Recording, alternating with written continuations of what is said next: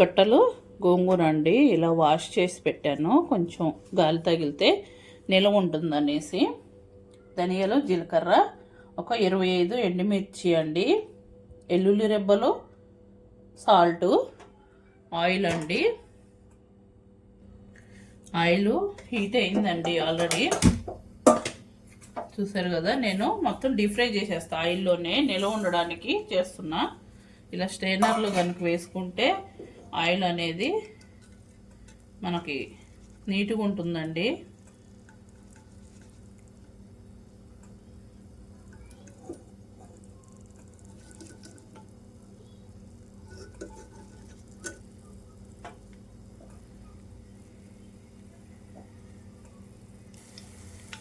ఇలా వేగిపోతే సరిపోతుందండి ఫ్లేవర్కి.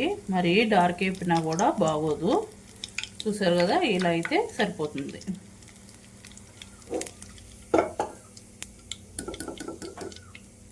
ఇలా స్టైనర్లో ఫ్రై చేస్తే మనకి ఫ్రై చేసినవి మిక్సీ పట్టుకోవడానికి కూడా బాగుంటుందండి. మీ కారంకి తగ్గట్టు మీరు వేసుకోండి. మేమైతే కొంచెం కారం ఎక్కువే తింటామండి, ఎందుకంటే ఆయిల్లోనే డీప్ ఫ్రై చేస్తున్నాం కాబట్టి కొంచెం నిలవ ఉంటుంది. అలాగే నిలవ ఉంటే పచ్చళ్ళు అనేది, కారం అనేది తగ్గిపోతుందండి రోజులు గడిచే కొద్ది. పచ్చడి మాగే కొద్ది కారం అనేది తగ్గుతుంది. అందుకని నేనైతే కొంచెం కారం ఎక్కువే వేసా. సరిపోతుందండి, తీసేసుకుందాం గోంగూర.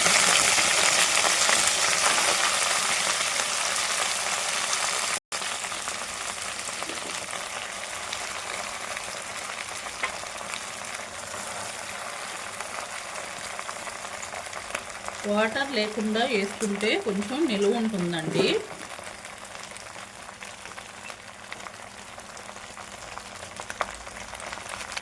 సిమ్లో పెట్టేసి మూత పెట్టేద్దాం. ఒక 2 నిమిషాలు మూత పెట్టేద్దామండి.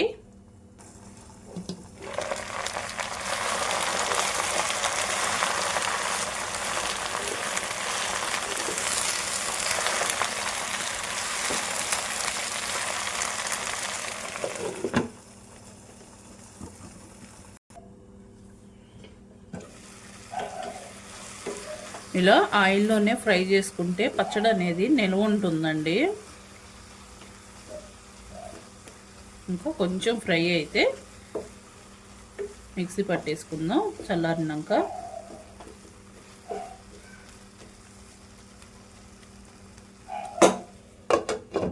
ఒక 2 నిమిషాలు. చూసారు కదండి, మగ్గిపోయింది. సాల్ట్ అనేది ఇందులోనే వేసేసుకుందాము. గోంగూరలో సాల్ట్ వేసి ఇలా ఫ్రై చేయడం వల్ల టేస్ట్ అనేది చాలా బాగుంటుందండి. తినేటప్పుడు గోంగూరకి సాల్ట్ అనేది పట్టి టేస్ట్ అనేది బాగా వస్తుంది. ఒకసారి ట్రై చేయండి. అంతే అండి, మగ్గిపోయింది. స్టవ్ కట్టేసుకొని ఇది చల్లార పెట్టుకుందాము.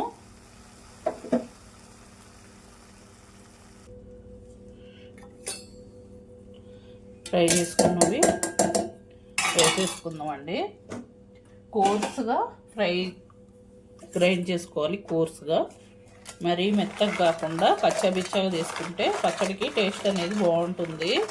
నాకు కొంచెం నడుము నొప్పుగా ఉండి మిక్సీలో వేస్తున్నా. రోట్లో దంచుకుంటే సూపర్గా ఉంటుందండి. లైట్గా గ్రైండ్ చేసుకుందాం. గోంగూర కూడా చల్లారిందండి.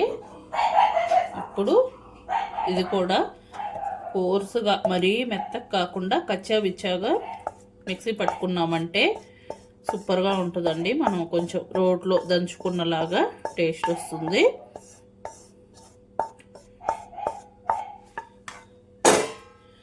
ఇందులో కొంచెం గోరువెచ్చని వాటర్ వేసుకొని మిక్సీ పట్టుకోవాలండి. చూసారు కదా, ఇలా పట్టేసుకొని వెల్లుల్లి రెబ్బలు కూడా వేసేస్తున్నా. ఇంకొకసారి లైట్గా మిక్సీ పట్టుకుందాం. చూసారు కదండి, ఏమి స్మెల్ వస్తుందండి అసలు. తాలింపు వేసుకుందాము.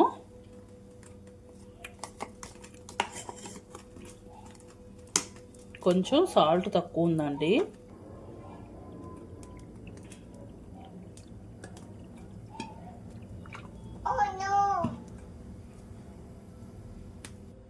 పోపు కోసం కొంచెం ఆయిల్ హీట్ ఎక్కిందండి, ఆయిల్ వేసుకున్నాం కదా.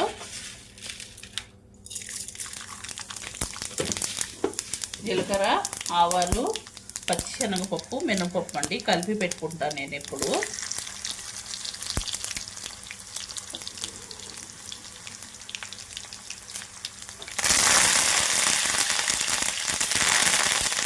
కరివేపాకు,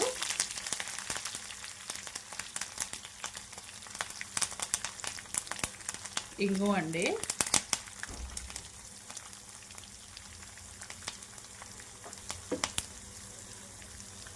తాలింపు పచ్చళ్ళు అనేది వేసేసుకుందాం. ఇందాక మనం ఫ్రై చేసుకున్న ఎండుమిర్చి ఒక 3-4 వేసుకోవాలండి. తాలింపు వేసేసుకుందాం. రెడీ అయిపోయిందండి మన పచ్చడి.